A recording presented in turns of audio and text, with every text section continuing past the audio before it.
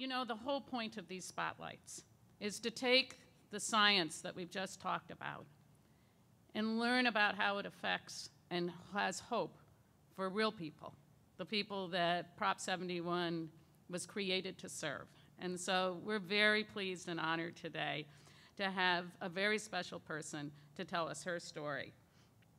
This person is Mrs. Jeanette Owens, and you know, she traveled all the way from her home in the San Joaquin Valley community of Turlock to share this story. And it's hard enough for all of us to travel, but she travels despite having severe problems with peripheral arterial disease, and that tells you how much she cares about this work. We're so honored to have her with us, and we're so excited that the work being done in the area of regenerative medicine holds hope for you and for other patients like you. So please, Mrs. Owens, please come up to the podium.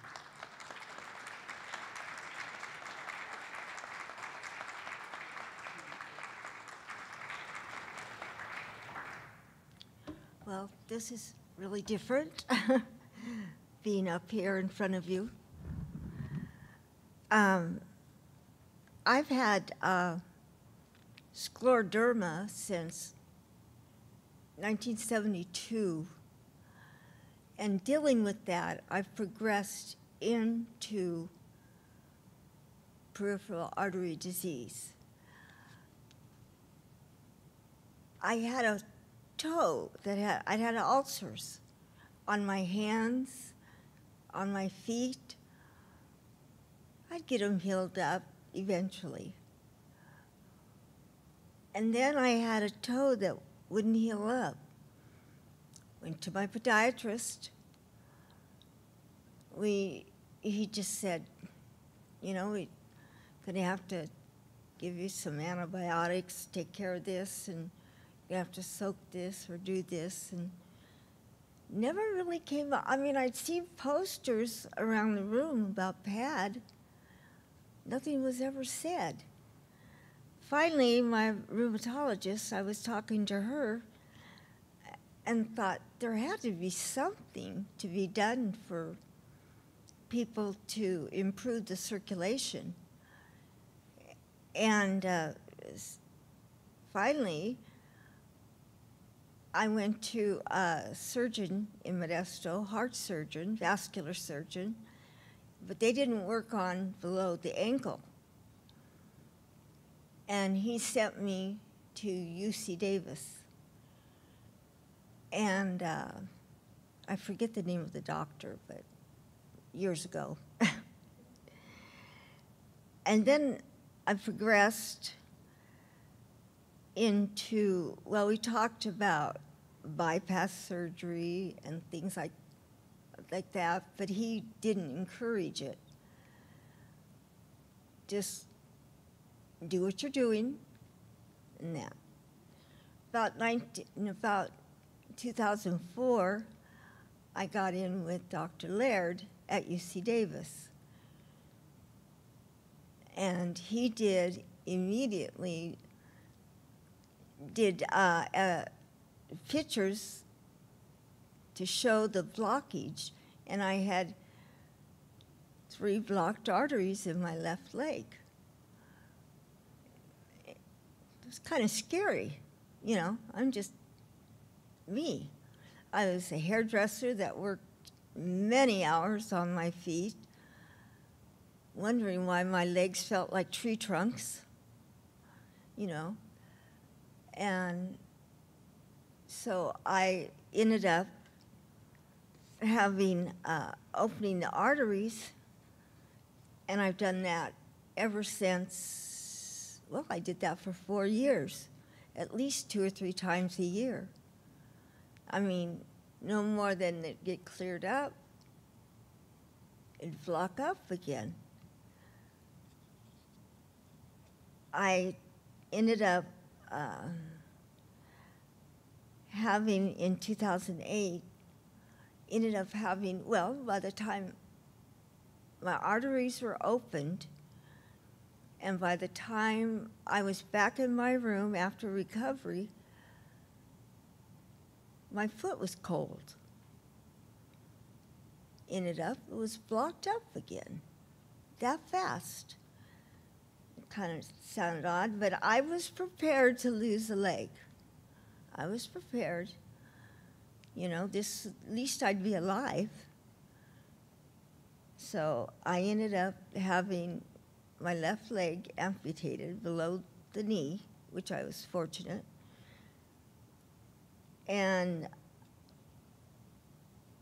now my right leg is blocked. All three were blocked. And I just had them reopened. And Dr. Laird put me up for stem cell research and explained all this. And I was just really excited. You know, to be able to get up, get around, you know, not having to worry as much about injuries. And because my skin and the blood vessels, the veins, the arteries are all hard, because scleroderma is hard skin. And different, it affected the heart, all the organs. So I'm gradually, it's my body attacking itself. And if the stem cell research can encourage the arteries to rebuild, just think, I won't lose my right leg. And I just missed the study at UC Davis because one of the doctors felt that the veins were good enough in the upper leg to replace in the bottom to get the circulation out to the foot. Because these are mostly blocked around by the ankle and that. And I did so well in taking care of myself that he said I didn't need the surgery right now. So I'm going to go back in a couple of months and check on that. But I'd sure like to be able to have the stem cell instead of the surgery, because I hear that you have swelling, you know, you can't stand up for very long. And that's my story. I think I did it.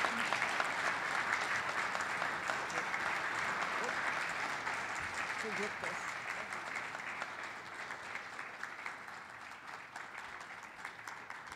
Thank you so much for coming here today to share that story with us. And our goal is to have stem cell therapies that will grow those new blood vessels so that you can keep your right leg. That's why we do what we do. So I want to thank Mrs. Owens. I want to thank our speakers. It's been a great honor to be able to tell you about the work being done at UC Davis on finding better answers through stem cell for cardiovascular diseases. And I want to thank all the people of California for voting for Prop 71 and giving us the opportunity to do this work. Thank you very much.